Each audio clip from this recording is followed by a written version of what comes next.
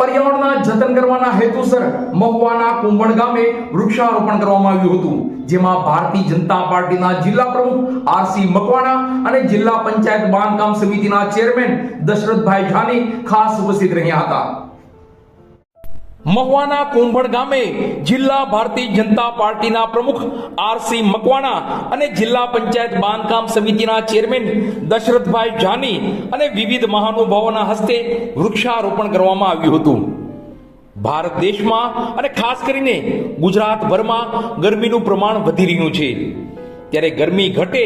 અને પર્યાવરણનું જતન થાય તેવા શુભ હેતુ સાથે મહુવાના કુંભણ ગામે વૃક્ષારોપણ કરવામાં આવ્યું હતું.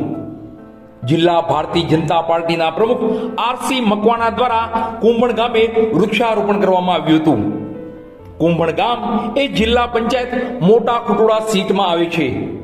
ત્યારે આ મોટા ખુટોડા જિલ્લા પંચાયત સીટ પરના વિજેતા ઉમેદવાર અને જિલ્લા પંચાયત બાંધકામ સમિતિના ચેરમેન દશરથભાઈ જાની વૃક્ષારોપણ કાર્યક્રમમાં ખાસ હાજર રહ્યા હતા.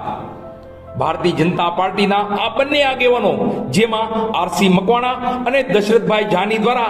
આગલા દિવસોમાં કુંભણ ખાતે રમતગમતનું મેદાન થાય તેવા પ્રયત્નો કરી રહ્યા છે અને આગલા દિવસોમાં કુંભણ ખાતે રમતગમતનું મેદાન બનશે પણ ખરા. ત્યારે મહુવાના કુંભણ ખાતે યોજાયેલા વૃક્ષારોપણ કાર્યક્રમમાં જિલ્લા ભારતીય જનતા પાર્ટીના પ્રમુખ આરસી મકવાણા, જિલ્લા પંચાયત બાંધકામ સમિતિના ચેરમેન દશરથભાઈ જાની, મહુવા તાલુકા પંચાયતના પ્રમુખ દુલાભાઈ ભાલિયા, તાલુકા ભારતીય જનતા પાર્ટીના પ્રમુખ મોહનભાઈ મકવાણા, મહુવા ખરીદ વેચાણ સંઘના પ્રમુખ જીલુભાઈ ભુકણ,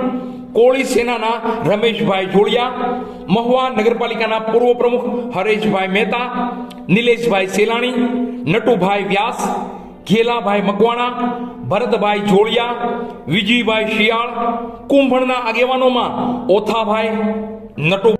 રજનીભાઈ મેડિકલવાળા, રામજીભાઈ,